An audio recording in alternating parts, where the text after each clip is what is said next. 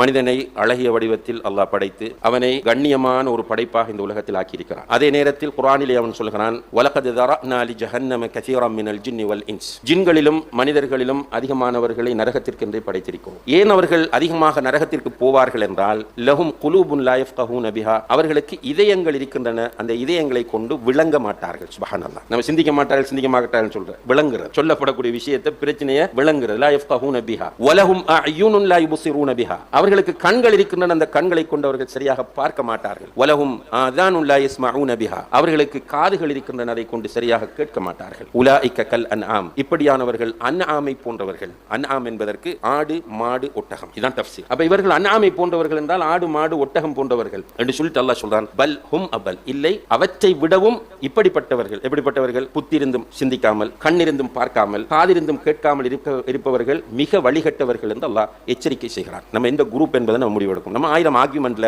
இறங்கலாம், நமக்கு லாஜிக் இருக்கலாம், மாறி கதைக்கலாம், விமர்சனம் செய்யலாம், நெகட்டிவாக பேசலாம், நெகட்டிவாக பார்க்கலாம். ஆனால் இது குர்ஆன், நம்ம எங்க போறோம் என்றதை நம்ம முடிவெடுக்க வேண்டும். எனவே கண்ணியத்திற்குரிய பெரியோர்களே, சகோதரர்களே, அல்லாஹ் தஆலா தந்திருக்கிற இதயங்களை கொண்டு விளங்கி படிப்பினை பெறக்கூடியவர்களா, அல்லாஹ் தஆலா தந்திருக்கிற கண்களை கொண்டு இந்த காட்சிகளையும் அனர்த்தங்களையும் ஏனைய அம்சங்களையும் பார்த்து படிப்பினை பெறுகிறவர்களா, நம்முடைய காதுகளை கொண்டு நல்லவற்றை கேட்டு பாசிட்டிவாக சிந்தித்து நல்ல முடிவெடுக்கிறவர்களாக நாம் ஒவ்வொருவரும் மாற முயற்சி செய்ய வேண்டும். எல்லாம் வல்ல அல்லாஹ் தஆலா அதற்கு நம்ம எல்லோருக்கும் அருள் பாலிப்பானாக.